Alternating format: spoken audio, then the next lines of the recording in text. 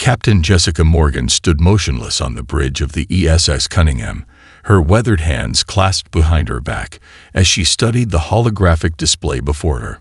The projection showed a graveyard of twisted metal and shattered dreams, the remains of humanity's once proud Third Fleet. Even now, 3 months after the battle, emergency beacons continued to pulse weakly among the debris, their signals a ghostly reminder of lives lost. "Status report," she commanded, her voice carrying the weight of too many sleepless nights. Lieutenant Rivera's fingers danced across his console. "Phantom drive operating at 94% efficiency, Captain. Power consumption within acceptable parameters. We're completely invisible to conventional sensors." He paused, frowning at his readings. "Though I should mention the port manifold is showing signs of stress. Chief Reeves says we'll need to dock for repairs within the next 3 weeks." Morgan allowed herself a bitter smile. 3 weeks. The Cretal will have reached Saturn's colonies by then. She turned to face her bridge crew, noting the dark circles under their eyes that matched her own. "Any word from command?" Communications Officer Park shook her head. Last transmission was garbled. Something about fall protocols, and she hesitated. Contingency plans for Earth evacuation. The bridge fell silent. They all knew what that meant. After 18 months of steady defeats, the military leadership was preparing for the unthinkable, the abandonment of humanity's homeworld. Morgan walked to the forward viewport, watching as a piece of debris tumbled past. The fragment bore familiar markings. ESS Intrepid, one of their sister ships. She'd served aboard her as a junior officer, before the invasion, before everything changed. Now the Intrepid was just another piece of space junk, like so many others. "Captain," Weapons Specialist Thompson called out, his voice tight with urgency. "Multiple signatures at bearing 047. Cretal Patrol, 3 light minutes out." Morgan's response was immediate. "Power down all non-essential systems. Redirect energy to the Phantom drive. Navigation, plot us a course through that debris field. Nice and slow." The crew moved with practiced efficiency, their movements precise despite the tension. The Cunningham's experimental stealth technology was their only advantage, and they'd learned to use it well. The ship's lights dimmed to emergency levels as power was diverted to maintain their invisibility. Through the viewport, Morgan could see the Cretal ships approaching. Their organic-looking hulls seemed to absorb the starlight, making them appear as voids against the space behind them. Their own stealth technology was supposedly perfect, but the Cunningham's enhanced sensors could detect them. Barely. "They're scanning the area," Thompson reported, his console showing waves of detection, pulses washing through the debris field. "Standard search pattern." "Wait." He leaned forward, squinting at his display. "Something's different about their cloaking frequency. It's fluctuating." Morgan crossed to his station in 3 quick strides. "Show me." The display showed a complex waveform pattern, the energy signature of the Cretal cloaking technology. And there, almost too subtle to notice, was a regular variation in the pattern. "Log everything," Morgan ordered. "Every detail, every frequency. Transfer the data to engineering for analysis." She straightened up, her mind already racing with possibilities. They think their stealth tech is perfect, but nothing's perfect. Not even them. The Cretal patrol passed within kilometers of their position, close enough that the Cunningham's hull creaked from the gravitational distortion of their drives. The bridge crew held their breath, knowing that a single power spike, a single mistake, would mean instant detection and certain death. But the Phantom drive held, and the alien ships moved on, continuing their patrol pattern. As they disappeared into the distance, Morgan allowed her crew to relax slightly, but only slightly. "Send a coded burst to command," she ordered. "Tell them we've noticed something unusual about the enemy's cloaking systems. And tell them," she paused, choosing her words carefully, "tell them the ghost hunters found a trail." The ESS Cunningham drifted silently through the debris field, a predator among the ruins, carrying with it perhaps the first real hope humanity had found since the war began. Marcus Thompson hadn't meant to become a hero. 5 years ago, he'd been designing boss fights for Stellar Conquest VII when the Cretal arrived. Now he was staring at combat readings that made his hands shake with a mixture of excitement and terror. "Run it again," he muttered to himself, fingers flying across his console. The holographic display above his station replayed the sensor data from their latest encounter with the Cretal patrol. There it was again, a rhythmic flutter in their cloaking field, like a heartbeat. "Computer," he called out, cross-reference this pattern with known electronic signatures in the database. The AI's response was immediate. "Pattern analysis complete. Closest match. Networked gaming protocols, circa 2218. Specifically, synchronization patterns used in massive multiplayer combat simulations." Thompson's heart skipped a beat. He knew those protocols. He'd helped design some of them. "Show me the comparison side by side." The display split, showing the Cretal cloaking signature beside an old Earth gaming network schematic. The similarities were undeniable. "Holy shit," he breathed. "They're running on a server network. Their entire fleet is basically one giant MNO party." "Language, Mr. Thompson." Captain Morgan's voice came from behind him, making him jump. She'd approached silently, a habit that had earned her the Ghost Hunter nickname long before the war. "Captain, you need to see this." Thompson quickly explained his discovery, watching as Morgan's expression shifted from skepticism to intense interest. "You're telling me," she said slowly, "that the most advanced cloaking technology we've ever encountered works like a video game."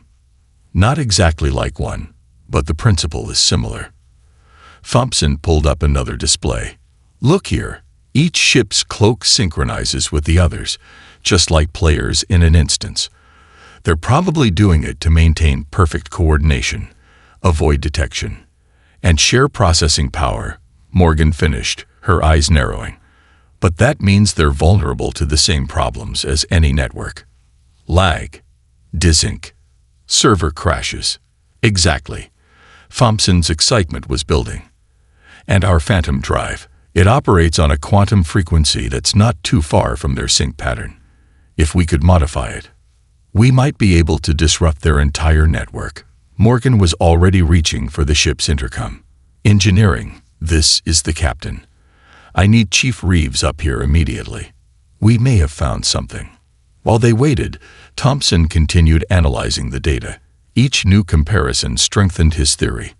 The Cretal's supposedly superior technology had a critical weakness, one that any experienced gamer would recognize.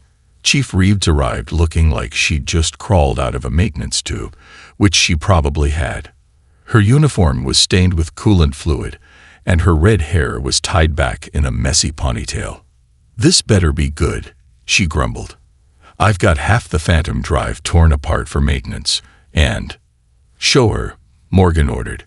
Thompson walked them through his discovery again, watching as Reeves' expression changed from irritation to fascination. By the time he finished, she was already pulling up engineering schematics of the Phantom drive. "We'd need to modify the quantum resonance chamber," she said, thinking out loud. "Redirect power from the stealth matrices to create a disruption pulse. It's possible, but—" "But what?" Morgan pressed. "But it would mean temporarily disabling our own stealth systems. We'd be visible, vulnerable." Reeves looked up from the schematics. "And if it doesn't work, we'd be sitting ducks in the middle of enemy territory." The bridge fell silent as the implications sank in. Thompson looked at the gaming protocols again, remembering late nights debugging network issues, handling player complaints about lag and disconnections. Who would have thought those experiences would become relevant to actual warfare?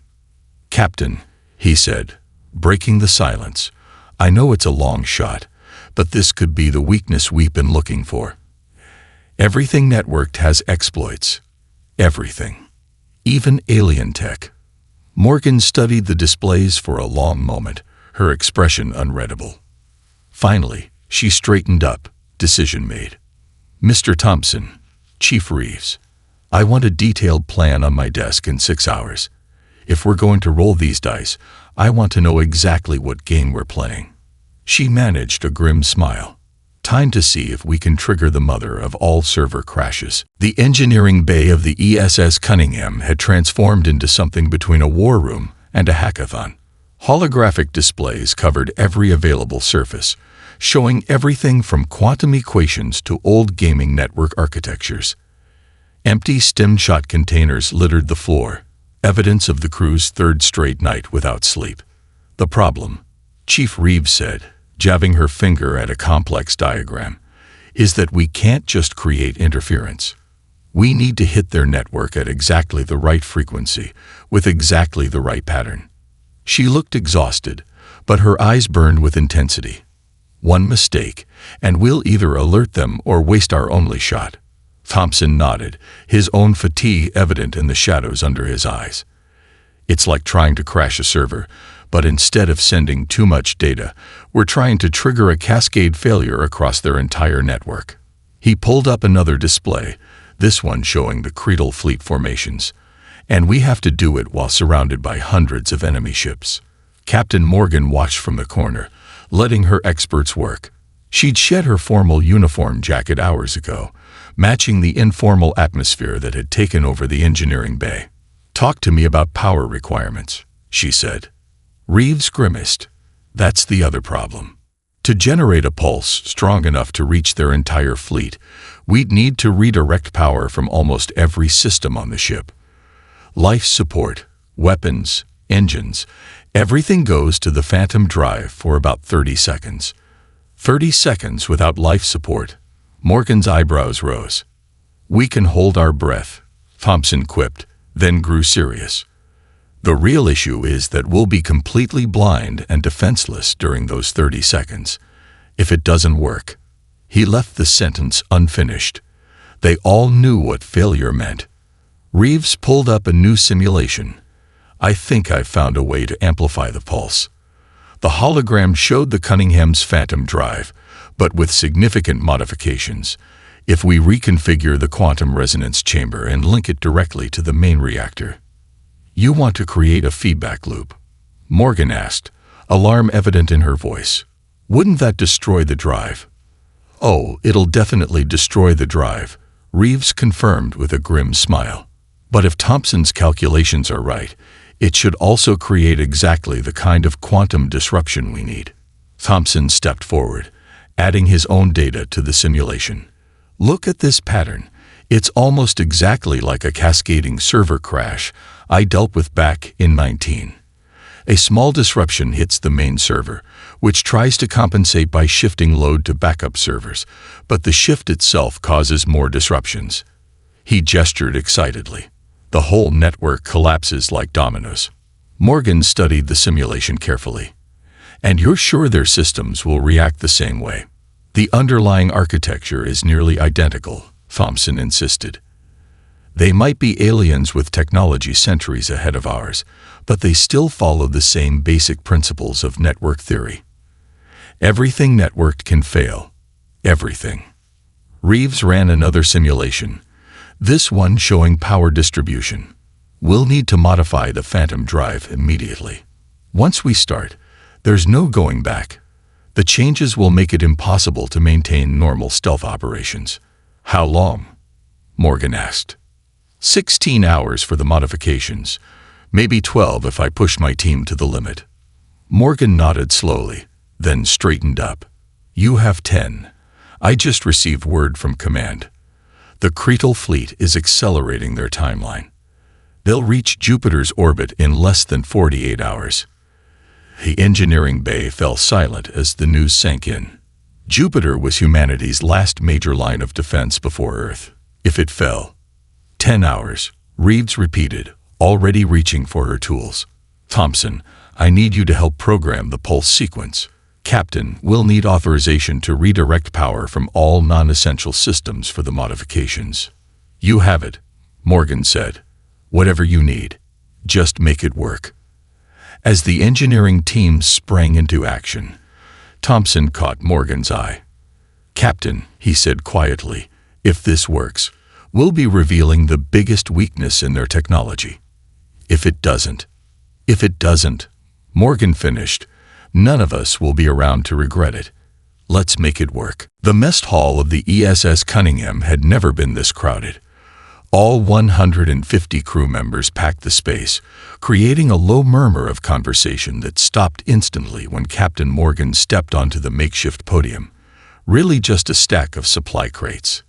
By now, you've all heard the rumors, she began, her voice carrying to every corner of the room.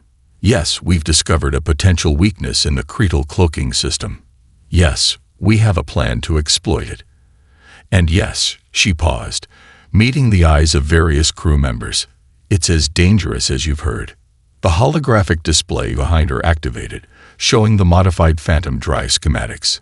Chief Reeves stepped forward, her uniform still bearing the scorch marks from the recent modifications. The plan is simple in theory, Reeves explained, highlighting different sections of the schematic. We'll convert our Phantom Drive into a massive disruption pulse generator, one shot to crash their entire stealth network. She took a deep breath. The catch is, we'll be visible and vulnerable for at least 30 seconds during the attempt. No weapons, no shields, minimal life support. A young engineer raised his hand. What are our chances of survival? Thompson stepped forward, still wearing his gaming headset around his neck. He'd been running simulations nonstop. If it works, maybe 60 to 40 in our favor. If it fails, he shrugged. Let's just say we better not fail. The mess hall erupted in whispered conversations. Morgan let them talk for a moment before raising her hand for silence. I won't order this, she declared. This mission goes beyond normal military protocol. We're talking about risking Earth's last functional stealth ship on a theory based on video game networking. She smiled slightly. No matter how good that theory might be. Lieutenant Rivera spoke up from the back. What happens if we don't try? Morgan's expression hardened. Then we continue our current mission. Watching. Hiding. Gathering intel while the Cretal take our colonies one by one. She activated another display, showing the current strategic situation. At their current pace, they'll reach Earth in less than 2 months, and we all know our home defenses won't hold against their entire cloaked fleet. Silence fell over the mess hall. Each crew member knew what was at stake. They'd all lost someone in this war. Family, friends, whole colonies wiped out by an enemy they couldn't even see coming.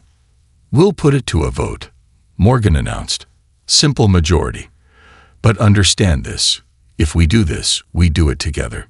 One crew, one ship, one crazy gamble. Chief Medical Officer Dr. Harrison stepped forward. Before we vote, everyone should understand the physical risks. 30 seconds without life support isn't just uncomfortable, it's dangerous. Anyone with respiratory issues should report to medical immediately if we go through with this. And everyone should know, Reeves added, that win or lose, the Phantom Drive modifications are permanent. We're burning our bridges here. No turning back. Morgan nodded to Communications Officer Park, who began distributing digital voting tablets. Take 10 minutes. Think it through. Vote your conscience. Those 10 minutes were the longest of Thompson's life. He watched the crew discussing in small groups, some arguing, others sitting in contemplative silence. He'd started this with his gaming theory. If it got them all killed, that would be his legacy. The voting system chimed. Hark checked the final tally and handed the results to Morgan, who read them silently. The captain looked up, surveying her crew. The vote is 142 in favor, 8 against. She allowed herself a small smile. Looks like we're going hunting. A cheer went up from the crew, quickly followed by a flurry of activity as departments began preparing for their roles in the mission. Morgan caught Thompson's eye across the room. Still think your video game experience prepared you for this? He grinned nervously. Well, Captain, I always did prefer hardcore mode. No saves, no respawns. His expression turned serious. Though I usually had better odds than 60 to 40. Better odds, maybe, Morgan replied, watching her crew prepare for what might be their final mission. but never higher stakes. The bridge of the ESS Cunningham was dark, illuminated only by essential displays and the distant starlight. They'd powered down everything they could to minimize their signature as they approached the heart of the Cretal fleet. Massive contact, bearing 310. Thompson whispered, though sound couldn't travel through space. Old habits died hard. Cretal dreadnought, less than 5 kilometers out. Show me, Morgan ordered softly. The tactical display flickered to life, showing the massive shape of a Cretal capital ship sliding past them like a whale in the darkness. Its cloaking field rippled with that now familiar rhythm they'd discovered, but this close, they could actually see the massive vessel's outline against the star field. That's their flagship, Rivera noted from navigation, the one that led the assault on Mars. Morgan's hands tightened on her chair's armrests. They'd all seen the footage of Mars fall, watched helplessly as the invisible fleet had appeared seemingly from nowhere to destroy humanity's largest off-world colony. Steady, she reminded her crew. Stay on course. The Cunningham crept forward, using the debris field from previous battles as cover. Each piece of wreckage could have been from a human or Cretal ship. Out here, all destroyed metal looked the same. In engineering, Reeves and her team worked in absolute silence, wearing mag boots to move around the zero-gravity environment. They'd shut down artificial gravity to save power, along with every other non-essential system. Power spike. Thompson's urgent whisper cut through the silence. Port manifold is fluctuating. Reeves' voice came over the comm, barely audible. Rerouting power now. The modifications are straining the system more than we calculated. Morgan watched the energy reading stabilize, then checked the mission clock. They were still 20 minutes from their planned targeting position, and already the jerry-rigged systems were showing strain. A new alert flashed on Thompson's console. Multiple contacts, vectors 045 through 120. Patrol formation. His face paled. They're on an intercept course. Hold position, Morgan ordered. Power down everything except the Phantom drive. Even life support. The bridge grew even darker as systems went into hibernation. The temperature began to drop immediately, and their breath fogged in the cold air. Through the viewport, they could see the Cretal patrol ships approaching, their massive forms distorting the starlight behind them. 700 meters, Thompson counted down. 500. 300. The patrol ships passed so close that the Cunningham's hull creaked under their gravitational influence. One ship passed directly above them, close enough that they could see the strange, organic patterns etched into its hull through the cloaking field. Nobody breathed. Nobody moved. The only sound was the faint hum of the Phantom drive, maintaining their invisibility by the thinnest of margins. After what felt like hours, the patrol moved on. Morgan gave the signal to restore minimal power, and the crew exhaled collectively. Damage report, she ordered. Port manifold holding at 64% efficiency, Reeves reported from engineering. The strain nearly burned it out. We got maybe one more close pass like that in us, Captain. After that, no guarantees. Morgan checked their position. They were still too far from their planned firing position, but the Cretal fleet movements weren't matching their predictions. The aliens were preparing for something. New signal, Park announced from communications. Multiple encrypted transmissions between Cretal ships. They're accelerating their timeline. She looked up, face grim. The attack on Jupiter's colonies. It's starting now. Morgan stood, studying the tactical display. They weren't in position. Their systems were strained. The original plan was falling apart. But sometimes, she knew, you had to adapt or die. Plot me a new course, she ordered, right through the heart of their formation. If they're moving early, so are we. Captain. Thompson started. The closer we are to their ships when we trigger the pulse, the better chance we have of taking down their entire network, she finished. I know. Time to see if we can thread this needle. The ESF Cunningham turned silently, starting its final approach. Around them, the largest invasion fleet humanity had ever faced prepared for what they thought would be their moment of triumph. They had no idea they were about to meet humanity's best ghost hunter. A metallic clang echoed through engineering as the wrench slipped from Ensign Chen's fingers, tumbling in zero gravity before Chief Reeves snatched it midair. The entire compartment fell silent, every engineer frozen in place as they waited to see if the noise had somehow compromised their position. Status. Morgan's voice crackled over the comm, tense but controlled. Reeves forced herself to breathe normally. Just a drop tool, Captain. But she checked her readings and swore quietly. The modifications are destabilizing faster than we predicted.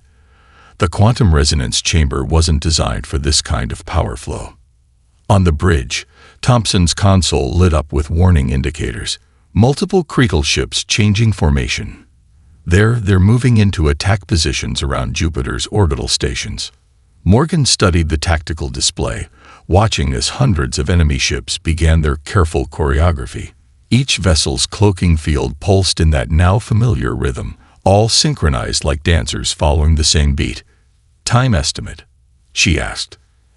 At their current pace, they'll be in firing position in 17 minutes, Thompson replied. We're not ready. The Phantom drive modifications need at least 25 minutes tow. A sudden power surge rocked the ship, cutting off his words. Emergency lights flashed as systems struggled to compensate. Engineering report, Morgan barked. The quantum resonance chamber is overloading, Reeves shouted over the sound of crackling energy. The containment field can't handle the power requirements for the modifications. We need. She paused, and when she spoke again, her voice was eerily calm. Captain, I have an idea, but you're not going to like it. At this point, Chief, I'm open to anything. My neural implant, military grade, designed to interface with ship systems in emergencies. If I link it directly to the Phantom Drive's control systems, I can help process the quantum calculations. It might buy us enough stability to complete the modifications. Dead silence fell over the comm channel. Everyone knew what she was suggesting.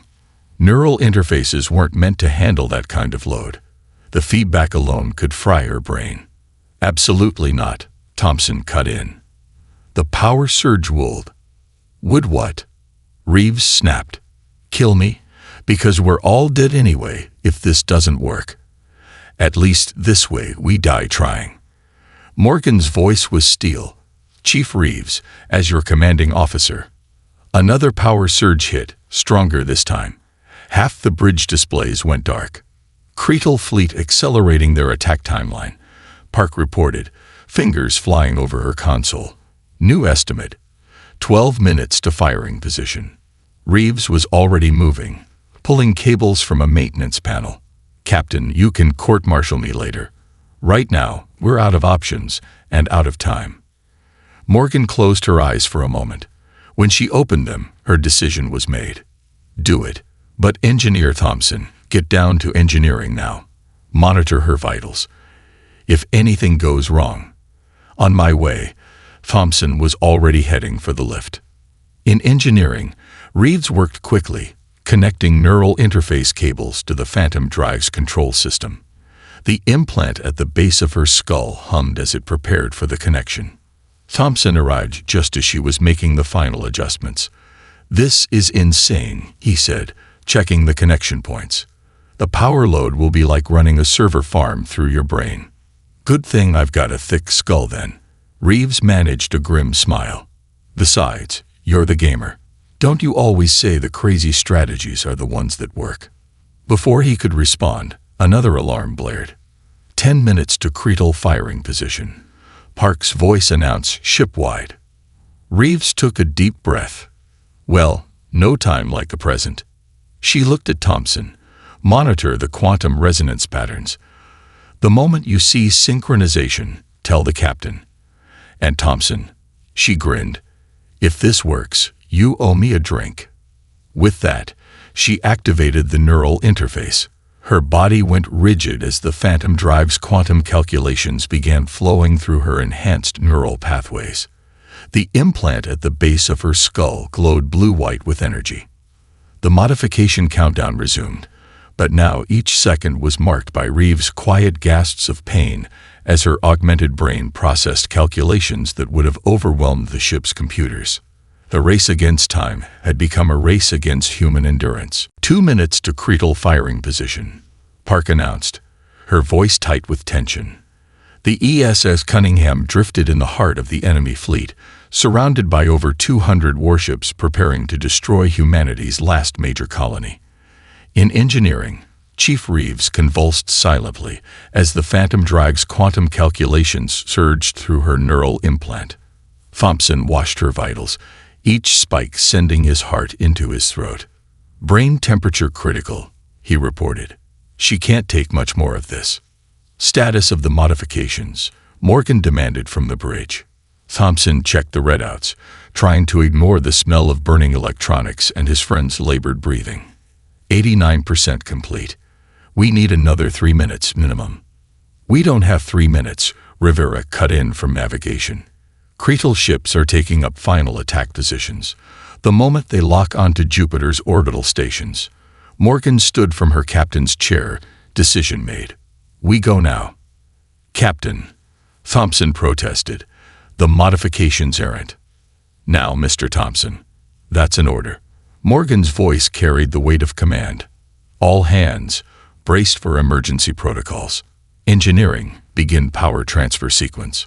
Throughout the ship, emergency harnesses engaged automatically, securing crew members in place. In engineering, Thompson quickly attached a medical stabilizer to Reeves' trembling form before strapping himself down. "Initiating power transfer," he reported, fingers dancing across his console. "Phantom drive beginning final sequence. All power being diverted. Now." The Cunningham went dark. Life support, artificial gravity, weapons, shields, everything powered down as energy flooded into the modified Phantom drive. In the absolute darkness, only Reeves' neural implant provided illumination, its blue-white glow pulsing in sync with the quantum calculations. "Our cloak is down," Park warned. "We're visible." Through the bridge viewport, Morgan watched as nearby Cretal ships began to react to their sudden appearance.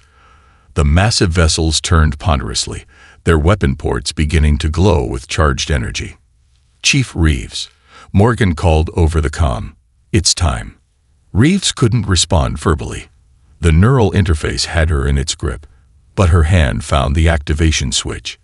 With the last of her conscious control, she flipped it. The Phantom drive screamed. Energy cascaded through the modified systems, channeled and amplified by Reeves' neural implant. The quantum resonance chamber blazed with impossible light as the disruption pulse built to critical levels. "Pulse forming," Thompson reported, watching the energy readings spike beyond any safe threshold, targeting their network synchronization frequency in 3, 2, 1. The release of energy was silent in the vacuum of space, but everyone aboard the Cunningham felt it in their bones. A wave of quantum disruption exploded outward from the ship, rippling through space like a stone thrown into a still pond. For 3 terrible seconds, nothing happened. Then Thompson's console lit up like a Christmas tree. "Contact. Disruption pulse is interacting with their cloaking fields. The cascade is." His voice trailed off as he watched the impossible unfold through the viewport. The nearest Cretal ship flickered, its perfect invisibility stuttering like a failing video feed. Then another ship appeared, and another, and another. "Their network is crashing," he whispered. "It's actually working."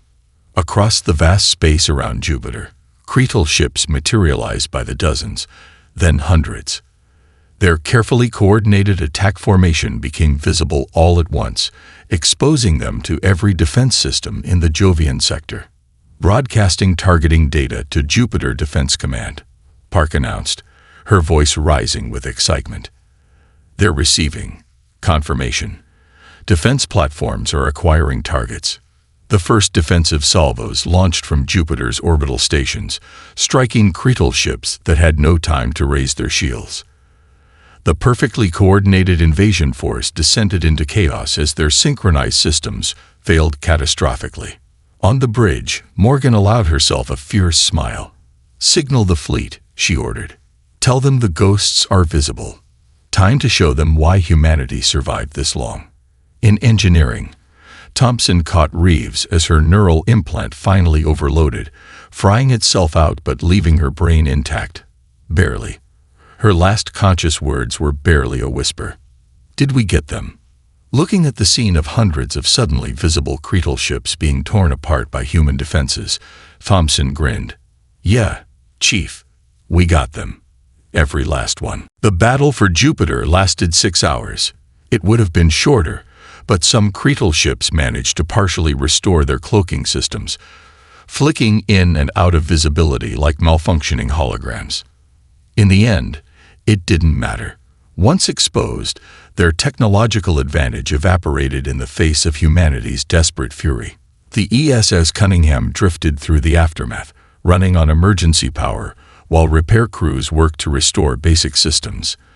In sick bay, Chief Reeves lay unconscious but stable, her neural implant a burnt-out husk that Dr. Harrison had carefully removed. "Brain scans are promising," Harrison reported to Captain Morgan. "The interface failsafes kicked in just in time. She'll have one hell of a headache when she wakes up, but she'll live." Morgan nodded, relief visible on her exhausted face. "And the rest of the crew?" "Minor injuries only. Some oxygen deprivation symptoms, but nothing serious." Harrison managed a tired smile. "We're tougher than we look." On the bridge, Thompson and Rivera worked to compile data from the battle. The tactical display showed hundreds of destroyed Cretal ships, their wreckage mixing with the debris of those they'd previously defeated. "Final count?" Morgan asked, stepping onto the bridge. Thompson looked up from his console. 412 confirmed kills. Another 57 probable. The Jupiter Defense Command is calling it the most one-sided victory in the war. He grinned. "Turns out invisible ships don't handle surprise very well." "What about their network?" Morgan settled into her chair, wincing at muscles strained from hours in emergency harnesses. "Completely shattered." Thompson pulled up a detailed analysis. The cascade failure was even more effective than we predicted. Their entire command and control structure collapsed. The few ships that managed to partially restore their cloaks were operating independently, no coordination. He paused, his grin widening. "Want to hear the best part?" Morgan raised an eyebrow. The Cretal weren't just using their network for cloaking. According to the data we captured, they were running everything through it. Navigation, weapons, life support, all of it. They were so dependent on perfect coordination that they never developed backup systems.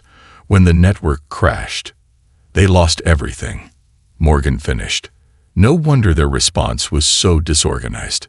"Ma'am," Park called from communications. "Message from Fleet Command. Priority 1. The main screen activated, showing Admiral Chen's weathered face. Unlike their last communication, he was smiling.